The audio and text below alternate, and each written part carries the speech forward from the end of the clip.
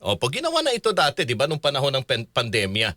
Opo. At well, ano bang pakay rito? Bakit may ganitong klaseng panukala na para gawing virtual ang pagdalo ng mga senador sa sesyon? Saan ba pupunta ang ilang mga senador?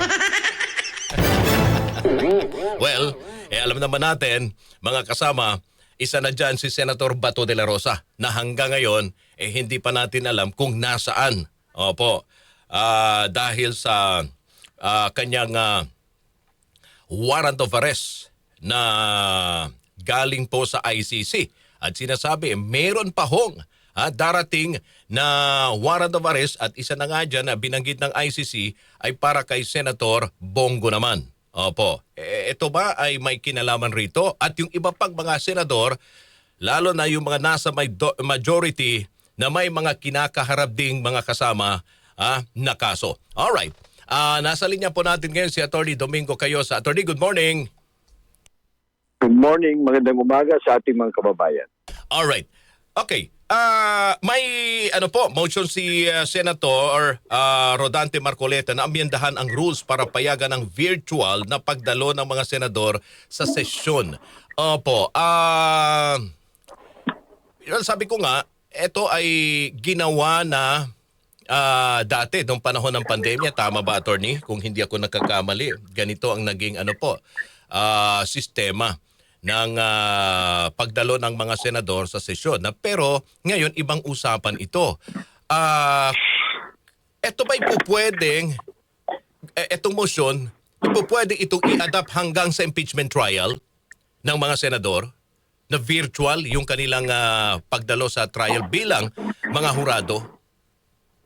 Well, hindi dapat, pero dahil naman ang rule ng Senado majority wins, kaya siguro sinusubukan ng majority na amyendahan. Sapagkat naintindihan naman natin nung pandemic, talagang hindi nakakagalaw yung ating mga mambabatas at lahat ng mga empleyado. So pinapayagan yung online na mga paggawa ng trabaho. Kaya lang sa ngayon, wala namang ganong sitwasyon.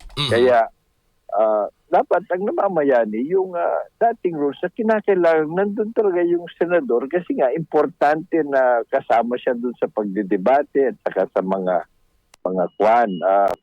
mga gawain sa Senado. So, kaya lang nakikita rin natin na itong majority ngayon very slim ang kanilang advantage. Kung may masungkit na isa sa kanila, hindi na sila yung majority. Pangalawa, mukhang tailor fit ito na panukala dun sa Impeachment. Sitwasyon ng ibang mga kasamahan ng majority na kumbaga fugitive from justice, yung bang nagtatago sa batas. Oo. Yung hinahabol ng mga warrant of arrest. So na yun ang nakikita natin na obvious na motivation or rason dito sa panibagong panukala na palitan yung existing rules ng Senado at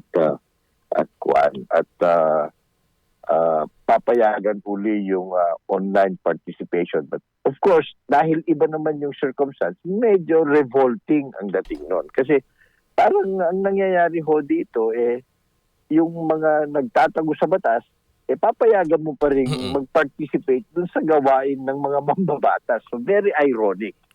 So naintindihan din natin na tinututulan yan ng minority sapagkat yun nga, kung hindi makaka-participate yung mga nagtatago sa batas, yung mga fugitive from justice, mananalo ang minority sa botohan. Oo.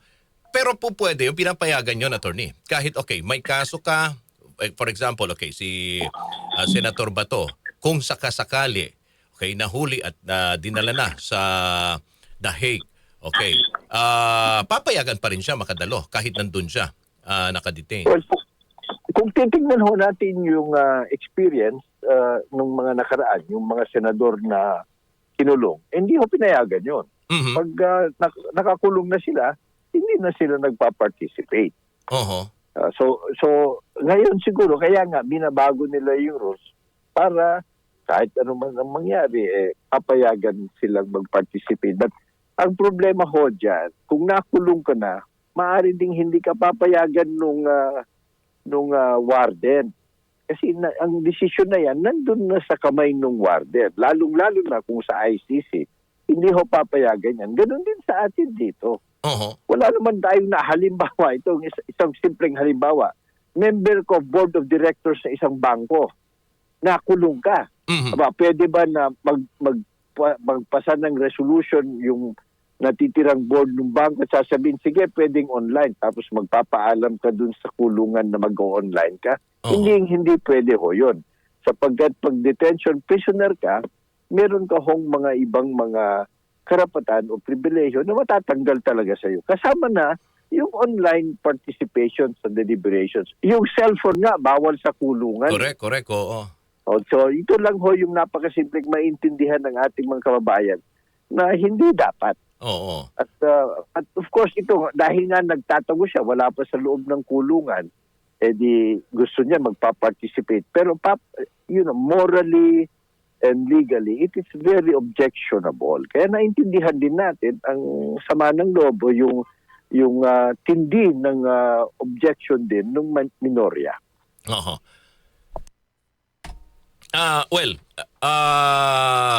Pareho din kapag dumating na yung impeachment trial at nagkaroon ng botohan para sa desisyon. Ganon din ang posible mangyari. Hindi din siya po pwede. Iba ho naman yon. Hindi siya pwede mag-participate pero sa bilangan ng kinakailangang boto, halimbawa, nakakulong na yan, no? Hindi na makapag-participate. Sabihin natin, 23 o 22 na lang natitira kasi nakakulong, no? Para ma-convict ho kasi nakalagay doon 2/3 of all the members of the Senate. So, ibig sabihin, 2/3 of 24 kahit nakakulong yung 2 o 3 o 4.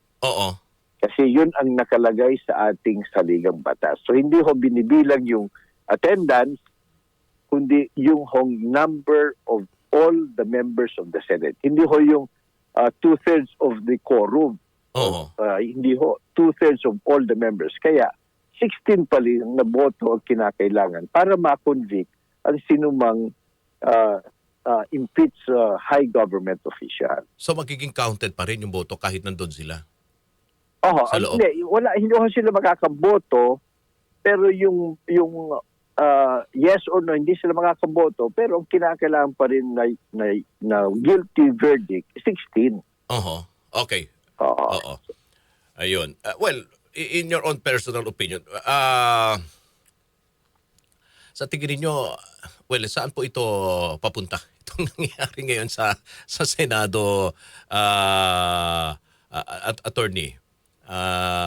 Kung ito naman kung mukhang ang objection ng minority, kasi nga daw ang accusation ng railroad, wala pang committee on rules, meron na yung dapat kasi yan, pag merong pagbabago dun sa Senate rules, i-refer sa committee on rules para pag-aralan, pagbotohan, tapos magre-report sa plenaryo.